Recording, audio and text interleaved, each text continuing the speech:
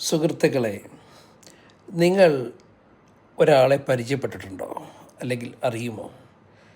പരകാല പ്രഭാകരൻ ആരാണെന്നറിയാമോ?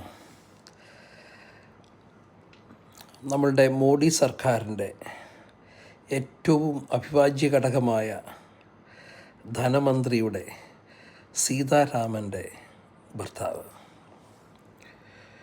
അദ്ദേഹം ഒരു കണക്ക് അവതരിപ്പിച്ചു കഴിഞ്ഞ ദിവസം. ആ കണക്ക് സാധാരണ ഒരു കണക്കല്ല.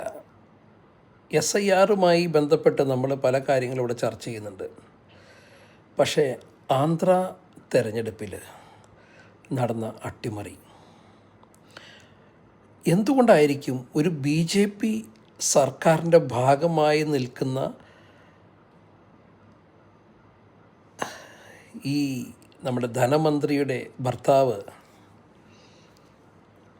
ആയ പരകാല പ്രഭാകരൻ ഇങ്ങനെയൊരു കണക്ക് അവതരിപ്പിച്ചത്? അദ്ദേഹത്തോട് ഇങ്ങനെ ചോദിച്ചപ്പോൾ അദ്ദേഹം പറഞ്ഞത്, എൻ്റെ രാജ്യത്തെ ഞാൻ സ്നേഹിക്കുന്നുവെന്നാണ്. അതിൻ്റെ അർത്ഥം എന്താണ്? തൻ്റെ കുടുംബത്തിലുള്ള തൻ്റെ ഭാര്യ പോലും തൻ്റെ കൂടെയില്ല എന്നല്ലേ അതിൻ്റെ അർത്ഥം?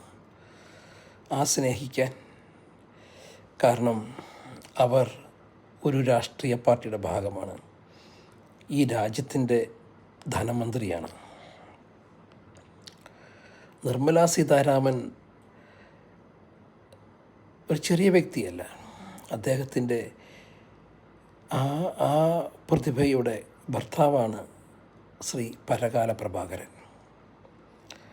അദ്ദേഹം അവതരിപ്പിച്ച കണക്കെന്ന് പറഞ്ഞാൽ, വോട്ട് എടുപ്പ് നടന്നുകൊണ്ടിരിക്കുമ്പോൾ അവസാന സമയത്ത് ഈവനിങ്ങിന് 6 മണിക്ക് ശേഷം 6 സെക്കൻഡിലൊക്കെ ഒരു വോട്ട് ചെയ്ത് നീങ്ങുകയാണ്. 6 സെക്കൻഡ്, 1 മിനിറ്റിൽ 4 വോട്ട് 3 വോട്ടൊക്കെയാണ് ചെയ്ത് നീങ്ങുന്നത്. ഇതെങ്ങനെ സംഭവിക്കുന്നു? അതിനുള്ള ക്യൂ അവിടെ നിൽപ്പുണ്ടോ? അത് ഓവർനൈറ്റ് വരെ തുടരുന്നു. ഇങ്ങനെ വോട്ടുകൾ ചെയ്ത് മാറുന്നത് കൊണ്ട് അട്ടിമറിക്കപ്പെടുന്നു വിജയങ്ങൾ. അപ്പോൾ ഓരോ ബൂത്തിലും ഇത് സംഭവിക്കുന്നു. വലിയ അന്വേഷണത്തിന് വേണ്ടി അദ്ദേഹം ഇലക്ഷൻ കമ്മീഷനെ സമീപിച്ചു. പല തരത്തിൽ അദ്ദേഹം അപ്രോച്ച് ചെയ്തു, അപേക്ഷ വെച്ചു, പരാതി കൊടുത്തു. ഒന്നിനും മറുപടിയില്ല. വളരെ വ്യസനകരമായ ഒരു കാര്യമാണ്. ഇന്ത്യ യഥാർത്ഥത്തിലൊരു ജനാധിപത്യ രാജ്യമാണോ? നിങ്ങളെങ്ങനെ ചിന്തിക്കുന്നുണ്ടോ? അതെയോ ഇവിടുത്തെ ധനം നമ്മളെ ഭരിക്കുകയാണോ? ചിലരുടെ ധനം.